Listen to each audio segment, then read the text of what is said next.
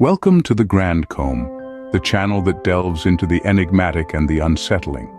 We're the destination for those curious minds that aren't afraid to explore the mysteries of the world, from the perplexing to the downright spine-chilling. Our primary focus? True crime stories and unsolved enigmas that keep even the bravest of us up at night.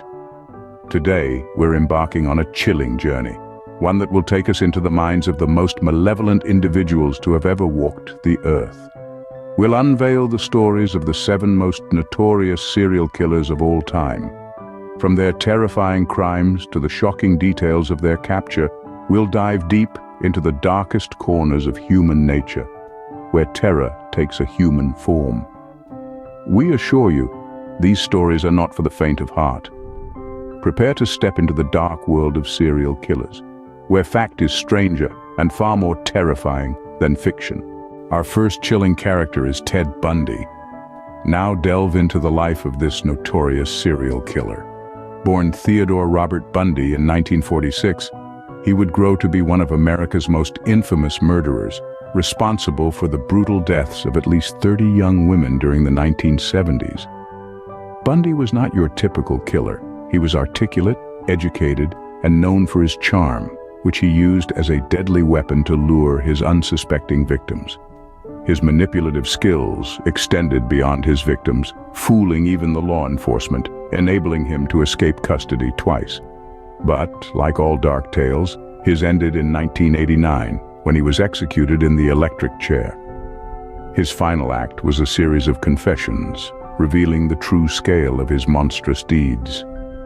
Bundy's charm masked a monster, making him one of history's most infamous killers. A chilling reminder that danger can lurk behind the most unexpected facades. Next, we move on to the disturbing story of Ed Gein. Born in 1906 in Wisconsin, Gein lived a secluded and morbid life on a desolate farm.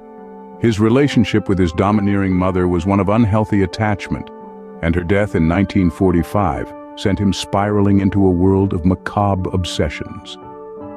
Gein's crimes were of a particularly gruesome nature. He was not just a murderer, but a ghoul who exhumed corpses from local graveyards. His house was a chilling tableau of human remains fashioned into household items and clothing. His reign of terror ended in 1957 when police discovered his horrifying collection of trophies. Gein was declared mentally unfit for trial and spent the rest of his life in psychiatric institutions. His story inspired many horror tales, including the character of Norman Bates in Psycho and Leatherface in the Texas Chainsaw Massacre. Gein's monstrous acts inspired horror stories, yet his reality was far more terrifying. Our journey into the macabre continues with John Wayne Gacy, often referred to as the Killer Clown. Born and raised in Chicago, Gacy had a troubled childhood, marked by an abusive father and a struggle with his own identity. But it was his double life that would shock the world.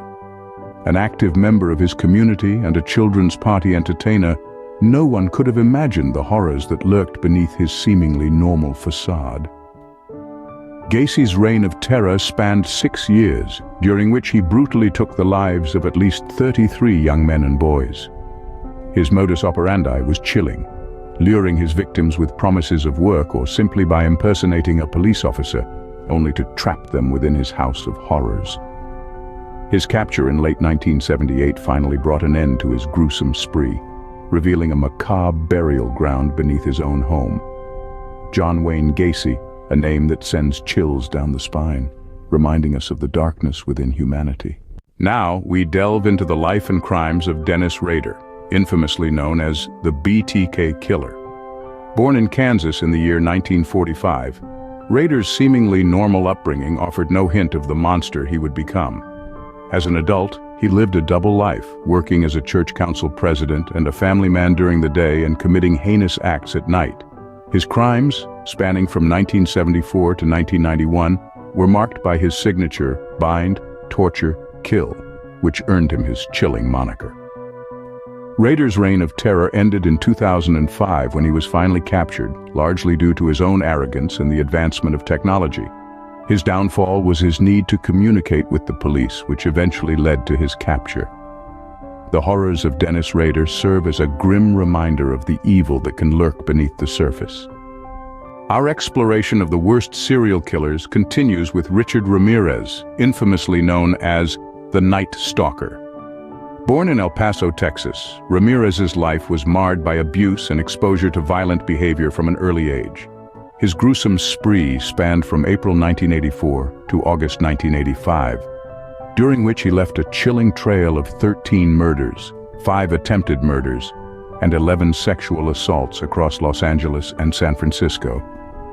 Ramirez's crimes were marked by a disturbing level of brutality and a lack of pattern in his choice of victims, making it difficult for law enforcement to predict his next move.